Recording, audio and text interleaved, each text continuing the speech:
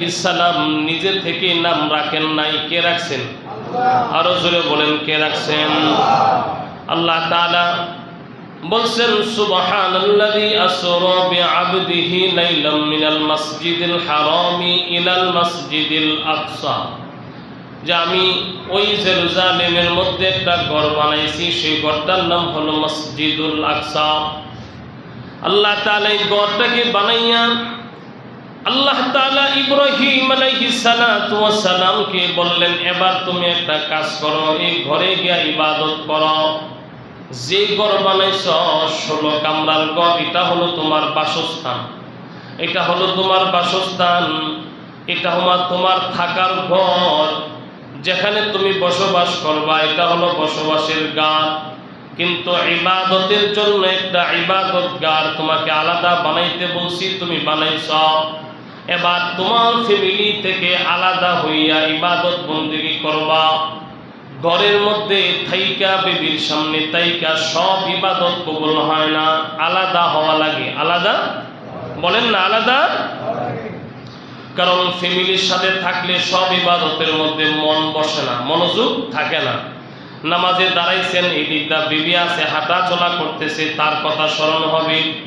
বাচ্চা আছে, বাচ্চার কথা স্মরণ হবে।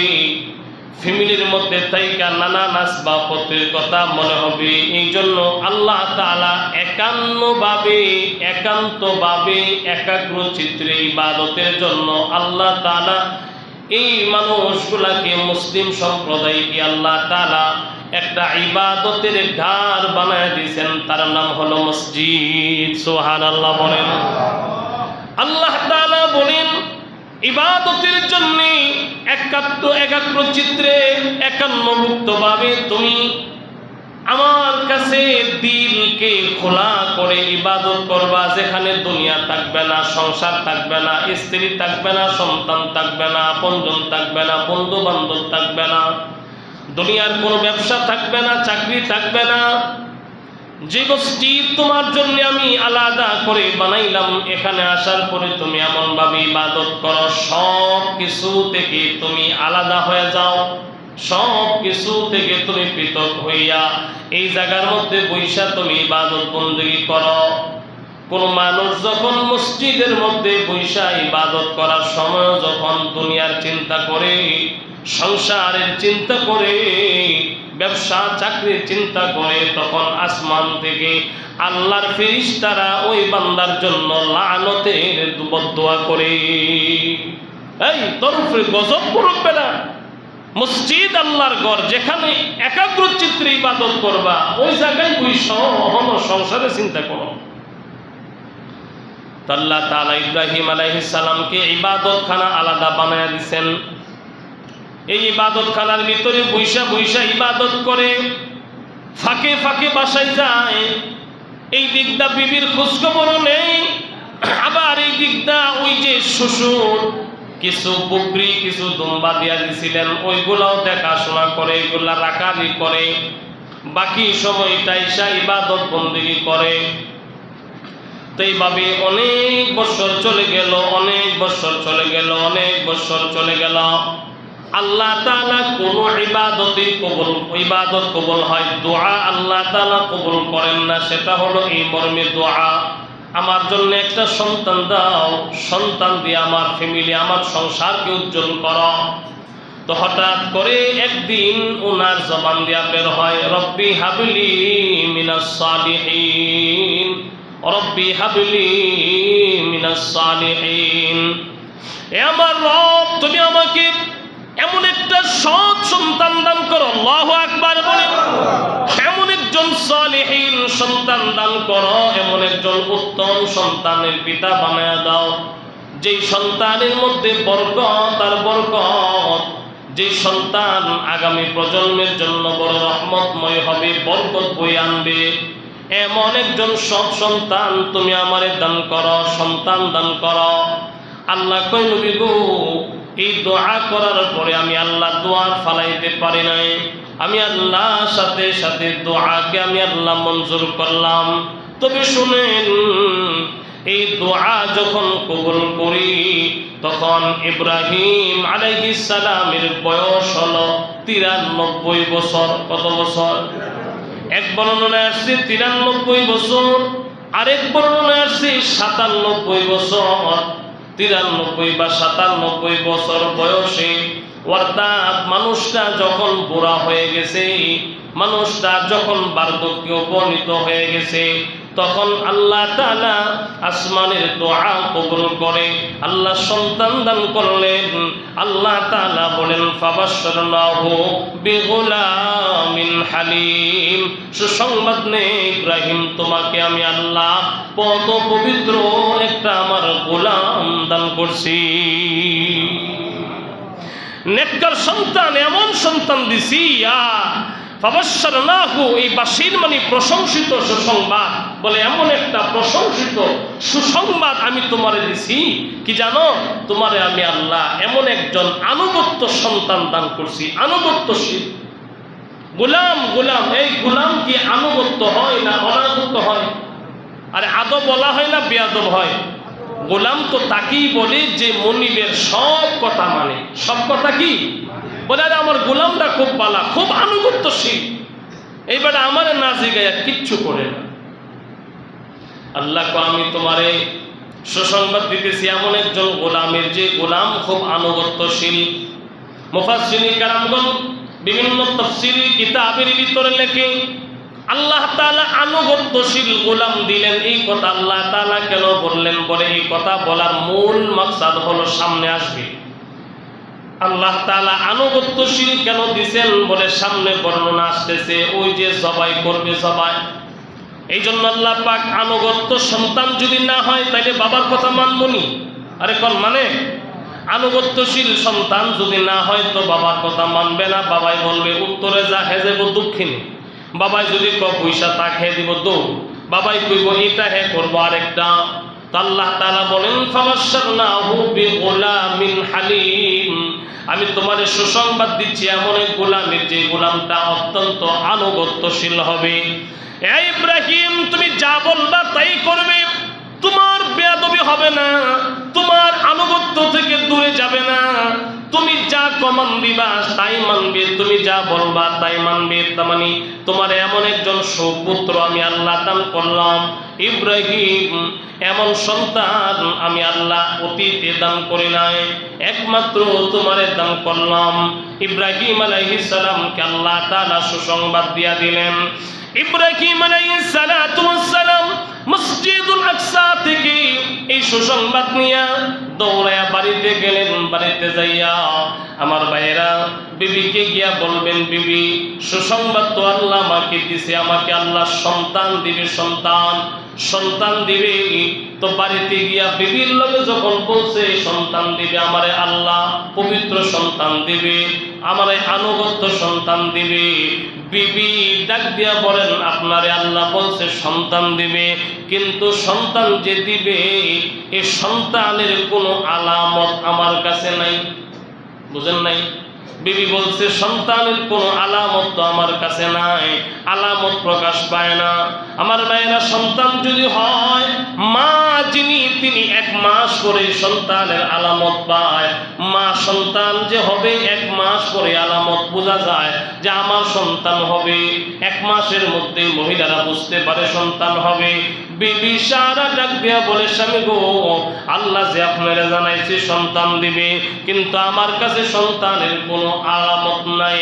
এই যে গত সপ্তাহ আমার ঋতুস্রাব হয়েছে, সন্তান কেমনে হবে?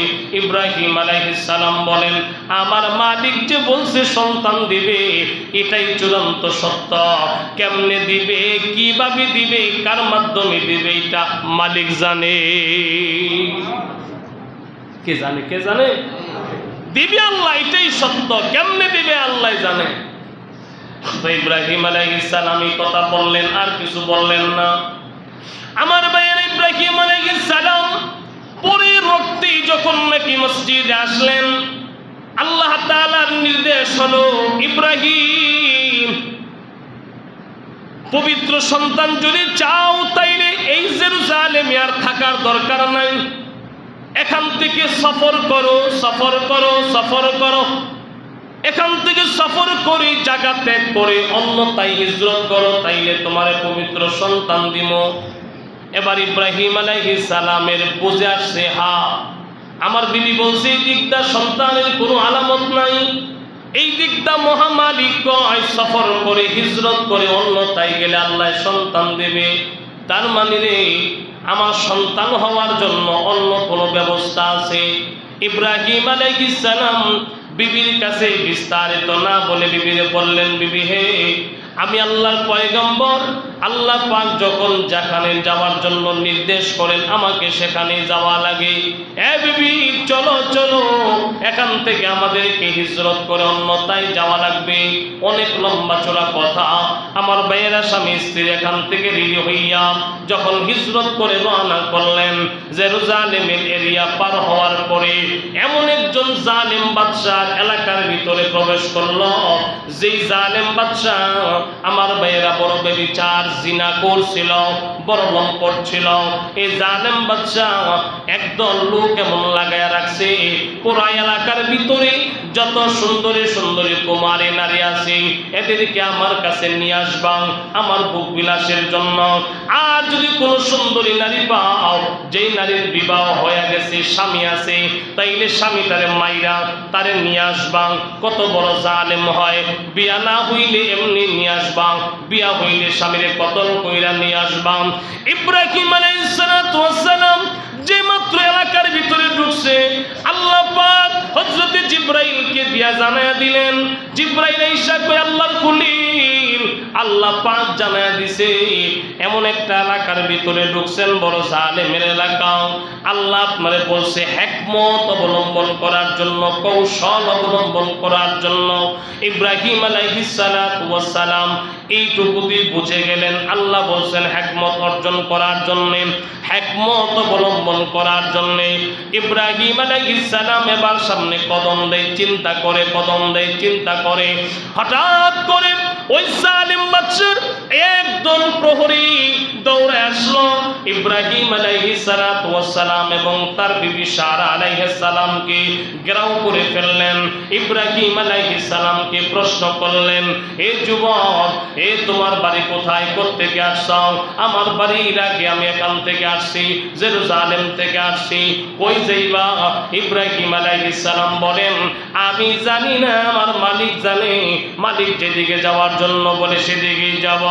লোকেরা বলল, আমাদের দেশের এরিয়ার ভিতরে যে মাত্র প্রবেশ করলাম, আমাদের দেশের নিয়ম জানি। কি নিয়ম? এই যে তোমার লোকে সুন্দরী রূপসী সুরসী যে মহিলা আছে, এই মহিলা তোমার কি হয়? বলে কেন? এই মহিলাকে আমরা নিয়ে এখান থেকে যাব, এখান থেকে আমরা নিয়ে যাব।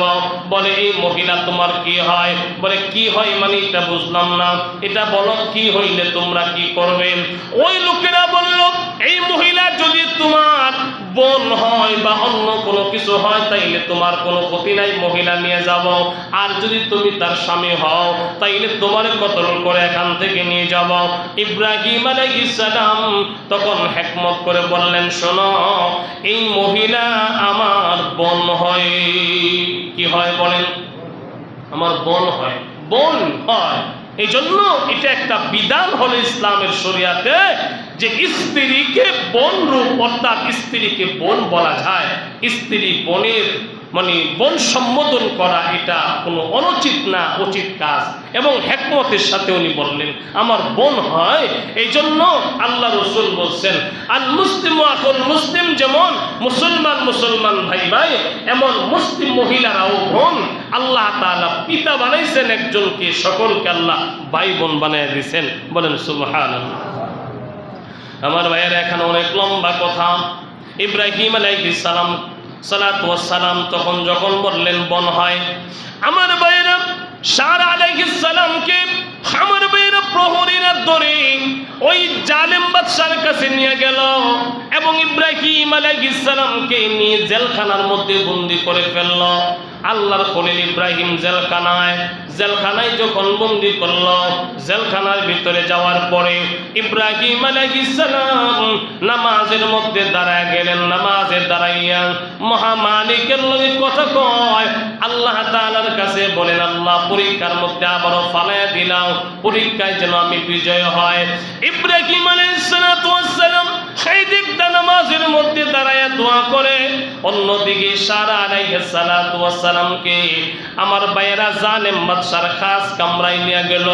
খাস কামরায় নিয়ে এবার প্রহরীরা রেখে বাদশাকে ডাক দিয়া বলল, বাদশাহ খাস কামরায় আপনার আমানত রেখে আসলাম, যা মনে চায় তা করবেন, অসুবিধা নয়। বাদশাহ আমার ভাইয়েরা আম্মাজান সারা আলাইহিস সালামকে দেখার জন্য ওই কামরায় যখন প্রবেশ করবে, দরজার ভিতরে যখন ঢুকলো, দরজার ভিতরে ঢোকার সাথে সাথে আম্মাজান সারা আলাইহিস সালাম শাহাদাত আঙ্গুল দিয়া উপরে ইশারা করে ডাক দিয়া বললেন, আল্লাহ এই ইজ্জত একমাত্র আমার স্বামীর আমানত, আমার স্বামী একজন নবী, আমার স্বামী জেলখানায়, আমার ইজ্জত তুমি নিজে হেফাজত করবা। আম্মাজান সারা আলাইহিস সালাম আল্লাহ তাআলার কাছে ইজ্জতের হিফাজত আমানত যখন চাইলেন, সাথে সাথে আল্লাহ তাআলা এমন ভাবে হিফাজত করলেন, আমার ভাইয়েরা জালেম বাদশা গড়ের দরজার ভিতরে এক পা দিছে আরেক পা দিবে, এক পা দিছে আরেক পা দিতে গেলে তো আগের পা উঠাইতে হবে। তাকায় দেখলো আগের পা জমিনের মধ্যে এমন ভাবে আটা লাইগা গেছে, ওই পা আর উঠাইতে পারে না। সুবহানাল্লাহ বলে, পা জমিনে লাগায় দিছে কে? আরো জোরে বলেন, লাগায় দিছে কে? শত চেষ্টা করার পরও সামনের দিকে আরেক কদম দিতে পারে না, পা জমিন থেকে আলাগ হয় না, জমিন থেকে ছুটে না। আমার ভাইয়েরা পাকে জমিনের সাথে লাগায় দিছেন, পা সামনের দিকে দিতে পারে না। এবার বাচ্চা ডাক দিয়া কই, কে গো তুমি? কত মেয়ে আমার এই খাস কামরায় আসলো, কোনোদিন এমন হয় নাই, আজকে আমি এরকম হইতেছে, কারণটা কি? এবার সারা আলাইহিস সালাম বলে, জালেম আল্লাহর পয়গম্বর জেলখানার ভিতরে ঢুকায় রাখছ, আর আল্লাহর পয়গম্বরের সতীসাধ্যী নারীকে, সতীসাধ্যী স্ত্রীকে তুমি এই জায়গায় বন্দি কইরাও, তার ইজ্জত লুণ্ঠন করতে চাও। মহান মালিক এখনো যে তোমারে ধ্বংস করে না, এটাই তো তোমার বড় কপালের বাঘ। ওই বাদশা বলে, কি বলো তোমার স্বামী নাকি জেলখানার ভিতরে? বলে হ্যাঁ। বলে তোমার স্বামী, তাই তো আমার বড্ড ভুল হয়ে গেছে, মাফ করে দাও। সারা আলাইহিস সালাম বলেন, মাফ করব যদি আমার স্বামীরে ছেড়ে দাও, আমাকে ছেড়ে দাও, তাইলে মাফ করব। বাচ্চা ডাক দিয়া বলে, ভুল হইছে, আর তোমার দিকে সামনে কদম দিব না, মাফ করে দাও। সারা আলাইহিস সালাম বলেন, তাইলে পিছনে হটো, পিছনে হটো। পিছনের দিকে যখন রওনা করে, তখন দেখে পা অটোমেটিক উঠে যায়, পিছনে যাইতে পারে। আমার বাইরে কিতাবের মধ্যে আছে, বাদশা দ্বিতীয়বারের মতো আবার সামনের দিকে অগ্রগামী হওয়ার জন্য চেষ্টা করে, আবার পা আটকে যায়। তৃতীয়বারের মতো আবার চেষ্টা করে, প্রত্যেকবার ক্ষমা নেই, পিছনের দিকে যাইতে পারে, সামনের দিকে কদম দিলে আটকিয়া যায়। এই কুদরতি শক্তিকে দেখাইছে। তিনবার যখন এমন হয়ে যায়, বাদশা এবার আর ভিতরে ঢুকে না। বাদশা ওখান থেকে বের হইয়া আমার বেড়া সুজা জেলখানার কয়েদিদের কাছে গেল। কয়েদিদের কাছে যাইল, প্রহরের কাছে গিয়া বলল, শোনো, আমার খাস কামরায় যে সুন্দরী রূপসী মেয়েকে আনছ, তার লগে যেই লোকটাকে পাইছ, তার স্বামী কোথায়? বলে, হুজুর তার স্বামী তো নাই, তার ভাইকে আমরা জেলখানায় ঢুকাইছি। বাচ্চা ডাক দিয়া কই, কোথায় তার ভাই? ডাক দিয়া আমার কাছে আনো। ইব্রাহিম আল্লাহর খলিলকে নিয়ে আসা হলো। ইব্রাহিম আলাইহিস সালামকে এবার বাদশা জিগায়, আমার কাজ কামরায় যে মেয়ে আছে, ওই মেয়ে তোমার কি হয়? ইব্রাহিম আলাইহিস সালাম এখন আর হিকমতের প্রয়োজন নাই। ইব্রাহিম নবী ডাক দিয়ে কই শোনো এ জালেম বাদশা, এই মেয়েটা আমার স্ত্রী, মহান আল্লাহ আমার ঘরের গরনি বানায় আল্লাহ পাঠাইছে আমার স্ত্রীটা। এবার ইব্রাহিম আলাইহিস সালাতু ওয়াস সালামকে ডাক দিয়া বলেন শোনেন আল্লাহর পয়গম্বর, আমারে মাফ করে দেন, আমি আপনারে সহ আপনার বিবির এখান থেকে বিদায় দিয়া দিলাম। এবার ওনাকে ছেড়ে দেওয়া হলো। ওনার বিবি আম্মাজান সারাকে আমার ভাইয়েরা সসম্মানে এখানে আবার নিয়ে আসা হলো।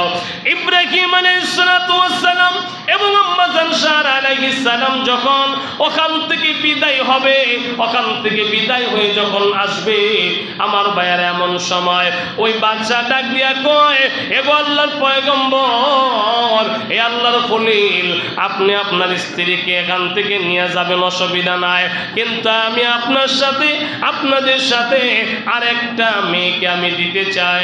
আপনার স্ত্রীর মতো সেও পবিত্র, তারও কোনো তাহারাতের মধ্যে কোনো আক্রমণ হয় নাই। এই নারীটাও আপনার স্ত্রীর মতো আমি আনছিলাম, বুক বিলাসের জন্য আমি বিন্দু পরিমাণ টাচ করতে পারি নাই। ওগো আল্লাহর খলিল, এই কথা বললাম গোর থেকে আমার ভাইয়েরা, ওখান থেকে আমার ভাইয়েরা সুন্দরী রূপসী সরসী আর একটা জোয়ানে কুমারী মেয়েকে নিয়ে আসা হলো। আম্মাজান সারা আলাইহিস সালাম এক নজর তাকায় আবার ডাক দিয়া বললেন, বোন হে, কি নাম তোমার? আমার নাম হলো বিবি হাজারা। সুবহানাল্লাহ। ইব্রাহিম আলাইহিস সালাম প্রথম দিকে না করছিলেন, উনি বলেন না আমরা স্বামী স্ত্রীর মাঝখানে অন্য কোনো মেয়েকে নিয়ে যাওয়া হবে না, বাদশাহ তার বাড়িতে তাকে পাঠায়া দাও। এবার আম্মাজান হাজারা ডাক দিয়া বলেন, শোনেন আমারে বাড়িতে পাঠাইবে কেমনে? আমার বাড়িতে কেউ নাই, আমার একমাত্র আমার মা ছিল, আমার মাকে জালেমের লোকেরা মেরে ফেলছে, আমার মাকে মেরে আমাকে নিয়ে আসছে, আমার আপন বলতে দুনিয়ায় কেউ নাই। আল্লাহ তাআলা আসমান থেকে তখন ফয়সালা দেবে, এর আগে দিয়া আমার ভাইয়েরা আম্মাজান সারা আলাইহিস সালাতু ওয়াস সালাম আল্লাহর হাবিব আল্লাহর খলিলকে ডাক দিয়া বলেন, নবী গো আমাদের সাথে তারে নিয়ে যায়, তার যেহেতু আপন নাই, আপন কেউ নাই, ওগো আল্লাহর খলিল আমার ছোট বোন বানায়া আমাদের সাথে নিয়ে যায়, আমার ছোট বোন বানায়া। এবার আল্লাহ তাআলা সারা আলাইহিস সালামের মত যখন সুন্দর হয় তখন আল্লাহ তাআলা জানিয়ে দেন, খলিলুল্লাহ আপনি ওকে আপনার সাথে নিয়ে যান, আপনি খেয়াল করেন আমি যে আপনার একটা নেককার সন্তান দিব, এই নেককার সন্তানের সুসংবাদ যদি নিতে চান তাইলে আমার হাজারাকে আপনাদের সাথে করে নিয়ে যান। আমার ভাইয়েরা আম্মাজান সারা আলাইহিস সালাতু ওয়াস সালাম হাজারা আলাইহিস সালামকে নিয়ে আমার ভাইয়েরা কিছু দূর যাওয়ার পরে একটা তাবু গাড়লেন। তাবু গাড়ার পরে এবার আম্মাজান সারার সাথে তো আল্লাহর খলিলের বিবাহ হয় নাই, ওনাকে এখন কই রাখবে? সারা আলাইহিস সালাতু ওয়াস সালাম আমার ভাইয়েরা এবার আল্লাহর খলিলের চেহারার দিকে তাকাইয়া এবার তাবুর ভিতর থেকে বের হইয়া আল্লাহর খলিলকে নিয়ে একান্ত সময় একটু আলাদা গিয়া এবার ডাক দিয়া বললেন, আল্লাহর খলিল গো অনেক দিন হয়ে গেছে আমাদের বিবাহ হলো, এখনো কোনো সন্তান নাই, আবার বাইতুল মুকাদ্দাসে আল্লাহ আপনারে জানাইছে সন্তান দিবে। ওগো আল্লাহর খলিল আমাদের মন কয়, আমার মন কয় আল্লাহ পাক আপনার সন্তান দিবে বলে হাজারাকে আমাদের সঙ্গী বানায়া দিছে। আল্লাহর খলিল গো দেরি করার দরকার নাই, আপনি এখন এই মুহূর্তে আমি হাজারার হাত আপনার হাতের সাথে একত্রিত করে দিতে চাই, আমি নিজে গটকালি কইরা বিয়া করাইতে চাই। ইব্রাহিম আলাইহিস সালাম কয়, তুমি ঠিক আছে যাও, তাবর ভিতরে যাও, আমি আমার মালিকের লগে ফয়সালা করে নেই। কন্যা সুবহানাল্লাহ। কারণ প্রথম বিয়ে করছি এটাও মালিকের রাজি খুশিতে, এখন দ্বিতীয়টা যদি করি মালিকের অনুমতি লয়, মালিকের কাছে অনুমতি নেই, আল্লাহ কয় অনুমতি দিয়া রাখছি। সুবহানাল্লাহ কয়, আল্লাহ কয় অনুমতি দিয়া রাখছি। সারার এতক্ষণ সারার মত ছিল না বলে আমি বলি নাই, যখন তোমার জেলখানায় নিছি তখনই আমার অনুমতি আছে। কন্যা সুবহানাল্লাহ। ফিতনা হবে এই জন্য কিছু বলি নাই, এখন যেহেতু সারা নিজের থেকে বলছে দেরি করো না, বিয়ে করে নাও। আমার ভাইয়েরা হাজারা আলাইহিস সালাতু ওয়াস সালামকে বিয়ে করলেন। বিয়ে করার 1 মাস যাইতে না যাইতেই আল্লাহ তাআলা হাজরা আলাইহিস সালাতু ওয়াস সালামের গর্ভে আল্লাহ সন্তান দিয়া দিলেন। ঠিক সময় মতো আল্লাহ তাআলা সন্তানকে ভূমিষ্ঠ করে দিলেন।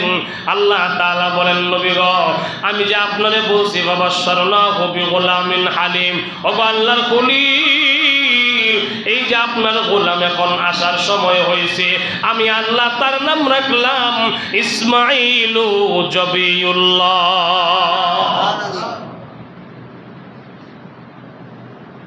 আমি আল্লাহ তার নাম ইসমাঈল জবিউল্লাহ রাখছি, আপনার এই সুসংবাদ দিলাম। তো ইসমাঈল তার নাম রাখা হয়েছে ইসমাঈল জবিউল্লাহ। আল্লাহর পয়গম্বর তখন মনে মনে ভাবে, হায় যত কিছু হয় সব কিছুর মধ্যে এখানে কেমন জানি হাকিকত লুকায়িত থাকে। প্রশ্নকারী সামনে বাড়ে। আল্লাহ প্রথম বলছে আনুগত্য সন্তান দিবে, তারপরে বললেন আল্লাহ জবিউল্লাহ সন্তান দিলেন। জবিউল্লাহ মানে যিনি আল্লাহর রাস্তায় আল্লাহর জন্য জব হয়ে যায়। সুবহানাল্লাহ। কোন খলিলুল্লাহ আল্লাহর বন্ধু, আর জবিউল্লাহ যে আল্লাহর জন্য জান কুরবানি করে, আল্লাহর জন্য জান কুরবানি করে। আরে ওনারা আরবের মানুষ, অর্থ বুঝতে তো আর বাকি নাই। আল্লাহ যখন খুশি ইসমাঈল জবিউল্লাহ, কায় হায় ইসমাঈল জবিউল্লাহ, তা আল্লাহর নামে জান কুরবান, আল্লাহর নামে জান কুরবান করবো। তো এই কথা তো ইব্রাহিম আলাইহিস সালাম ইঙ্গিত পাইলেন। সামান্য ইঙ্গিত পাওয়ার পরেও ইসমাঈল আলাইহিস সালামকে আবার ইব্রাহিম আলাইহিস সালাম বেশি বেশি আদর করে। এক তো হইল বৃদ্ধ বয়সে সন্তানের পিতা, বাবার ভালোবাসা কম না বেশি? আরে জোরে কম না বেশি? আরেক হলো আল্লাহ তাআলা এই সন্তানের মধ্যে কত হাকিকত লুকায় রাখছেন। খালি এরকম ভাবে অনেক কিছু গোপন হয়, ইঙ্গিত দিয়া রাখেন। এই জন্য ইসমাঈলকে বেশি আদর করে। হাদিস শরীফে আল্লাহ রাসূল বলেন, আদর করতে করতে এমনও হয়েছে, আমার ভাইয়েরা, ইব্রাহিম আলাইহিস সালাতু ওয়াস সালাম নামাজের মধ্যে দাঁড়াইছে। নামাজের মধ্যে দাঁড়াইও ইসমাঈল আলাইহিস সালাম মাত্র ছোট বাচ্চা, আমার ভাইয়েরা মাত্র ছোট বাচ্চা, মাত্র হামাগুড়ি দিতে পারে, আপর পারতে পারে, হাত পা একত্রিত করিয়া সামনে একটু একটু আগাইতে পারে। তখন ইসমাঈল আলাইহিস সালাম ইব্রাহিম আলাইহিস সালাম যখন নামাজে দাঁড়ায়, নামাজের মধ্যে দাঁড়াইয়াও বারবার খালি ইসমাঈলের কথা মনে হয়। এক কিতাবের মধ্যে আসছে, আপর ফাইরা আমার ভাইয়ের একটা পাথরের উপর থেকে নিচে পড়ে যাবে। ইব্রাহিম আলাইহিস সালাম নামাজ সাইরা দিয়া গিয়া বাচ্চারে ধরছে। এমন হয় না অনেক সময়, খাড়ের উপরে বাচ্চা, আপনি নামাজে খাড়িয়েছেন, বাচ্চারা মাত্র এই যে আপর দিচ্ছে ফুইরে যাবো গা, এই বাচ্চা পড়লে তো কি হয়। তো অনেক সময় বাবা মা কিন্তু নামাজ সাইরা দিয়ে দূর দিয়া ধরে, আরে নামাজ তো পড়বো ঠিক আছে, বাচ্চা আগে বাঁচায়, এটা পড়লে তো মাথা ফেটে যাবো গা। তো ইব্রাহিম আলাইহিস সালাম নামাজ সাইরা দিয়া ওই সন্তানকে গিয়া হেফাজত করছেন। আল্লাহ তাআলা আসমান থেকে দেখছেন। আল্লাহ বলেন, ইব্রাহিম সন্তানের প্রতি এত ভালোবাসা, আমি মালিকের সামনে নামাজে দাঁড়াইছ, আমার সামনে থেকে নামাজ বাদ দিয়া সন্তানকে গিয়া তুমি এরকম হেফাজত করো। সন্তান হেফাজতের মালিক তো আমি আল্লাহ। আমার ভাইয়েরা, কিতাবে আল্লাহর হাবিব বলেন, মুফাসসির বলেন, কিতাবের মধ্যে লেখছে এই জন্য আল্লাহ তাআলা আবার নতুন পরীক্ষা দিবে। এই দিকটা আল্লাহ তাআলা হযরতে সারা আলাইহিস সালাতু ওয়াস সালামকে আবার লাগায়া দিলেন। আম্মা জান সারা এবার ডাক দিয়া কই, স্বামী গো, আমি না হাজরারে আপনার বিয়া করাইলাম। বলে, হ্যাঁ। আপনি অকৃতজ্ঞ কেমনে হইলেন? অকৃতজ্ঞ কেমনে হইলেন? আল্লাহর খলিল ইব্রাহিম আলাইহিস সালাম বলে, এই সারা অকৃতজ্ঞ কি হইলাম? আমি আপনার প্রথম স্ত্রী, আপনার বড় বউ, আপনি আমার প্রতি মনোযোগ নাই, খালি ছোট বড় প্রতি মনোযোগ। ইলার বাচ্চা হইছে, ইলার বাচ্চারা বেশি আদর করেন, ইলারও বেশি আদর করেন। বালা বুড়া কিছু হইলে তারা নিয়ে খাওয়ান। বাচ্চা যখন মায়ের বুকের দুধ খায়, তখন বাবা তার স্ত্রীর প্রতি আলাদা একটা খেয়াল আছে না নাই? আলাদা নিয়ে ফল খাওয়ায়। ফল কিন্তু আসলে বিবিরে খাওয়ায় না, তো ফল খাইলে আমার বাচ্চায় দুধ পাইব। বিবিরে নিয়ে কলা খাওয়ায়, তো আমার বাচ্চায় দুধ পাইব। বিবিরে শাক সবজি খাওয়ায়, আমার বাচ্চায় দুধ পাইব। অর্থাৎ যে বাচ্চা মায়ের বুকের দুধ খায় ওই বাচ্চার মাকে তার স্বামী ভালো যত্ন করে আদর করে, কাজে দেয় না, পানি গাড়তে দেয় না, ঠান্ডা লাগবে আমার বাচ্চার, মানে এই তখনকার সময় স্ত্রীকে যত আদর সোহাগ দেয়, যা খাওয়ায় ভালো মন্দ সব কিছুর কেন্দ্রবিন্দু হলো তার বাচ্চা, ঠিক না বেঠিক? আল্লাহর খলিল বাচ্চার জন্য হাজেরাকে বেশি আদর করে। সারা আলাইহিস সালাম বলেন আপনি অকৃতজ্ঞ, ইনসাফ করতে জানেন না, আমার লাইগা তারে বেশি আদর করেন। আল্লাহর খলিল ডাক দিয়া কই সারা, না না না, আমি আল্লাহর খলিল, আল্লাহর পয়গম্বর, ইনসাফ আমার কাছে কানাই কানাই আছে। এ সারা শোনো, বিন্দু পরিমাণ যদি 19-20 কইরা থাকি, এটা আমার বাচ্চার জন্য করছি, আমি বিবির জন্য আলাদা করি নাই। বাচ্চার জন্য তার মার কাছে বেশি যাওয়া হয়, তার মার কাছে বাচ্চা থাকে, তাই আমিও মা বাচ্চার মার কাছে বেশি যাই, তোমার কাছে কম যাওয়া হয়। সব কিছুর মূলে হলো বাচ্চা। সারা ডাক দিয়া কই স্বামী গো, তাইলে গোলাম আর জানার দরকার নাই, দ্রুত এক কাজ করেন কি, আপনি হাজারাকে নিয়া, হাজারের বাচ্চাকে নিয়া এখান থেকে অনেক দূরে নিয়ে রাইখা আসেন, আমার লগে হাজারের বাচ্চা থাকতে পারবে না, আপনি একান্তভাবে আমার লগে থাকবেন। আল্লাহ তাআলা তখন জানা দিলেন খলিলুল্লাহ, হাজারা সারা যা বলছে তাই করেন, আপনি আপনার সন্তান সহ আপনার বিবির এখান থেকে নিয়ে বনবাস দিয়ে আসেন, বনবাস দিয়ে আসেন। আল্লাহ ফয়সালা দিয়া দিলেন। তখন ইব্রাহিম আলাইহিস সালাতু ওয়াস সালাম সেই মসজিদুল আকসা থেকে ইব্রাহিম আলাইহিস সালাম উঠে করে আম্মাজান হাজেরা তার সন্তান ইসমাঈলকে সহ আল্লাহর পয়গম্বর সামান্য কিছু পানি আর খুরমা নিয়া এই যে উঠে সোয়ার হইয়া মরুভূমির পথ পাড়ি দিতে দিতে দিতে দিতে দিতে দিতে প্রায় 850 মাইল দূরে আমার ভাইয়েরা যেখানে বর্তমান মক্কাতুল মুকাররমা মসজিদুল হারাম ওই জায়গার মধ্যে আইসা উট নিচ থেকে দাঁড়িয়ে গেছে। আমার ভাইয়েরা তখন তো মক্কা বলতে মক্কা নাই, তখন মক্কা একটা মরুভূমি, গাছ নাই, পানি নাই, বাজার নাই, মানুষ নাই, জনশূন্যহীন একটা জায়গা। তখন মক্কার কোনো অস্তিত্ব নাই, মসজিদুল হারামের কোনো অস্তিত্ব নাই, তখন এই জায়গার কোনো নামকরণ হয় নাই। পয়গম্বর ইব্রাহিম খলিল আইসা মসজিদ বানাইয়া তারপরে নাম করলেন আল্লাহর খলিল। এমন এক জায়গায় আসলেন, মরুভূমির জায়গা, চতুর্দিকে পাহাড়, এমন একটা জায়গায় আসলেন। আইসা যখন ওর দাঁড়ায় গেল, আল্লাহর খলিল ইশারা করলেন, ওর বসে গেল। এবার সন্তান এবং স্ত্রীকে নামাইলেন। আল্লাহর খলিল হাজরা আলাইহিস সালাতু ওয়াস সালাম এবং তার সন্তানকে রাইখা আবার যখন ওর দাঁড়ায় গেল, আল্লাহর খলিল পানি এবং খুরমা যা অবশিষ্ট ছিল এইগুলা নিচে রাইখা এবার আবার ওটের মধ্যে আরোহণ কইরা ওটের মুখ ঘুরায় ফেললো, আবার রওনা করে ফেললেন। আম্মাজান হাজেরা পিছন দিক থেকে বারবার ডাকে স্বামী গো, এমন একটা মরুভূমির জায়গা যেখানে মানুষ নাই, জনমানবহীন জায়গা, যেখানে কোনো গাছপালা নাই, নদী নালা নাই, পশু পাখি নাই, কোনো মানুষ নাই, এমন একটা জনমানবহীন জায়গা, শূন্য জায়গা, মরুভূমির জায়গা। আপনি আমার কুলের সন্তান, মাত্র 4 মাস বয়স, এই সন্তানকে শহরাইকা আপনি কোথায় যান, কোথায় যান, কোথায় যান? কোনো জবাব নাই, আওয়াজ নাই, পিছনের দিকেও ফিরে না। আমার ভাইয়েরা হাজরা আলাইহিস সালাতু ওয়াস সালাম একবার, দুইবার, তিনবার, 4 বার এভাবে বারবার যখন ডাক দেয়, আল্লাহর খলিল কোনো জবাব দেয় না। আম্মাজান হাজরা আলাইহিস সালাতু ওয়াস সালাম বুঝতে বাকি রয় না, শেষবারের মতো জিগায়, প্রাণের স্বামী হে ও আল্লাহর খলিল, আমি জানি গো আপনি আল্লাহর পয়গম্বর, এমন পাষাণ আপনি হবেন না যে জায়গার মধ্যে আমরা মা সন্তানকে রাখলে আমরা মরে যাব, এমনটা বিশ্বাস করি না আমার স্বামীর প্রতি। আমার স্বামী আল্লাহর খলিল, আল্লাহর পয়গম্বর, একটা বারের জন্য আপনি বলে যান এখানে রাখতেছেন যেটা আপনার ইচ্ছায় না পরওয়ারদিগারের ইচ্ছায়। ইব্রাহিম খলিল এই ডাকটা শুনে না, তিনি জবান না খুলিয়া শুধু শাহাদাত আঙ্গুল ইশারা করে উনি এরকম উপরের দিকে ইঙ্গিত করে বোঝায়া দিলেন, এ হাজেরা তুমি এতক্ষণ বুদ্ধিমতির মতো প্রশ্ন করলা, জানায়া দিলাম শোনো, এই যে রাইকা গেলাম এইগুলা আমার ইচ্ছাই না, আমার রবের ইচ্ছাই। হাজরা আলাইহিস সালাতু ওয়াস সালাম তখন চমৎকার একটা জবাব দিছেন, স্বামী যদি মালিকের ইচ্ছায় আল্লাহর ইচ্ছায় এখানে রেখে যান, তাইলে আল্লাহর কসম করে বলি ওই মালিকের উপরে ঈমান আনি নাই যেই মালিক এই মরুতান্তরে আমি আমার সন্তানের থাকা এবং খাবার ব্যবস্থা করতে পারে না। আপনি চইলা যান, অসুবিধা নাই, আর দাঁড়াইতে হবে না, যান, নো চিন্তা গফর্তি, কোনো সমস্যা নাই। ইব্রাহিম আলাইহিস সালাম চলে গেলেন। আম্মা জান হাজেরা আলাইহিস সালাম এই জায়গায় সন্তানকে নিয়ে ছোট্ট একটা পাথরের মধ্যে ইসমাইলকে বসাইয়া, আম্মা জান হাজেরা আলাইহিস সালাম আমার ভাইয়েরা যে কুরমা যে পানি আছে নিজে খান, সন্তানকে বুকের দুধ খাওয়ান, কখনো কখনো কিছুর মোলায়া সন্তানের মুখে দেয়। এইভাবে যখন চলতেছে আর মাঝে মধ্যে গিয়া পানি তালাশ করে, খাবার তালাশ করে।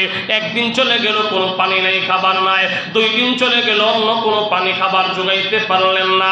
3 দিন হয়ে গেল অন্য কোনো খাবার পানি জোগাইতে পারলেন না। যা সাথে ছিল সবগুলা ফুরায় গেল, এখন কিছুই নাই। এখন মা খাইতে পারে না। মা যদি খাইতে না পারে, মায়ের বুকে দুধ আসে না, সন্তান দুধ পায় না। এমন করে যখন চলে যাচ্ছে আমার ভাইয়েরা, মা সন্তানকে দুধ খাওয়াইতে পারে না। ইসমাইল জবিউল্লাহ মার স্তনে মুখ লাগাইয়া টানে, দুধ পায় না। হঠাৎ করে মারবার মাঝে মধ্যে চিৎকার দেয়। মা বেকারার হয়ে গেছে, পাগলের মতো হয়ে গেছে। বিবি হাজেরা আলাইহিস সালাম সন্তানকে মরুর বালুর মধ্যে চিৎ করে শোয়া দিয়া আমার ভাইয়েরা দৌড়াদৌড়ি ছোটাছুটি করে। একবার এই পাহাড়ের মধ্যে যায়, ওই পাহাড় থেকে আবার ওই পাহাড়ে যায়, একবার সাফায় যায় আর একবার মারোয়ায় যায়। 2 পাহাড়ে দৌড়াদৌড়ি করে। মার মূল উদ্দেশ্য হলো পাহাড়ের চূড়ায় যাইয়া ডাইনে বামে সামনে পিছনে চতুর্দিকে চোখ ঘোরায় তাকায়, চেহারা ঘোরায় তাকায়, দেখি দূর দূরান্তে কোথাও কোনো পানির সন্ধান পাওয়া যায় কিনা, কোথাও কোনো কূপ আছে কিনা, কোথাও কোনো মানুষের কোনো আবাস আছে কিনা। আমার বাইরে সাফা থেকে মারোয়ায় যায়, মাঝখানে ডালো জায়গার মধ্যে একটু দৌড়ায় যায়। এমন করে করে 1বার 2বার না 7-7টা চক্কর দিছি। মহান মালিক আসমানের মালিক তাকায় দিকা মুস্কি মুস্কি হাসি আর কয়, হাজার আরে নিজের সন্তানের পানি খাবারের তালাশের জন্য দৌড়াদৌড়ি করলে, ছুটাছুটি করলি, এটা আমার কাছে এমন পছন্দ হয়েছে, আমি আল্লাহ ইতিহাস হিসাবে সাক্ষী হিসাবে কিয়ামত পর্যন্ত সকল হাজিদেরকে আমি আল্লাহ এটা ফরজ করে দিব। তোমার কদম বাই কদম, নকশে বাই নকশে এরা যেন এই আমলটা করে, এটা আমি আল্লাহর কাছে পছন্দ। এই জন্য কিতাবে আসছে এটা না করলে হজই কবুল হতো না। আম্মা জান হাজেরা আলাইহিস সালাম এবার পানি কোথাও পান নাই, কোথাও কিছু নাই। তিনি ওখান থেকে আবার পেরেশানি নিয়ে দৌড়ায় নামছেন। সন্তানকে বালুর মধ্যে শোয়া দিয়া গেছে। আম্মা জান হাজেরা আলাইহিস সালাতু ওয়াস সালাম আস্তে আস্তে কাজ যেহেতু আল্লাহর কাছে পছন্দ হয়ে গেছে, আল্লাহ ডাক দিয়া কই, জিবরাইল রে, আর কষ্ট করানোর দরকার নাই, পরীক্ষায় পাস করছে, এবার দৌড়ে যাও। জিবরাইল আমিনকে আল্লাহ শিখাইয়া দিলেন। জিবরাইল আমিন দৌড়ে আসলেন। আল্লাহর খলিল, আল্লাহর জবিউল্লাহ ইসমাইল আলাইহিস সালাম যেই জায়গায় শুয়ে আছে, জিবরাইল আইসা ইসমাইল আলাইহিস সালাতু ওয়াস সালামের ডান পায়ের বৃদ্ধাঙ্গুলি দিয়া এইভাবে আস্তে করে আলগে দিয়া পাটা যখন নিচের দিকে ফালাইছে, পায়ের মোড়া লাইগা অল্প একটু গর্ত হইছে। এই গর্তটাকে আল্লাহ তাআলা ফোয়ারা জারি করে দিছে। পানির নহর, পানি উতলাইতে শুরু হয়েছে, পানি উতলাইতে শুরু করছে। আম্মা জান হাজেরা আলাইহিস সালাতু ওয়াস সালাম আয়েশা দেখে আজীব ব্যাপার, কি ব্যাপার, যেই পানির সন্তান, যেই পানির জন্য এত দৌড়াদৌড়ি করলাম, ওই পানি সন্তানের পায়ের কদম থেকে আস্তে আস্তে পানি বের হচ্ছে। আম্মা জান হাজেরা আলাইহিস সালাতু ওয়াস সালাম তখন পানিকে আমার বাইরে আটকানোর জন্য, পানি তো বালির মধ্যে চলে যাচ্ছে, বালি দেয়, বালি দিয়া কাম হয় না, পাথর দেয়, পাথর দিয়া কাম হয় না, বেড়া দিতে পারে না, পানি চলে যায়। মহান আল্লাহ আসমান থেকে আওয়াজ দিয়া দিলেন, হাজেরা, পানিকে যদি আটকাইতে হয়, পানি যদি জমাইতে হয়, তাইলে তুমি একটা আওয়াজ দাও, একটা নির্দেশ করো। কি নির্দেশ?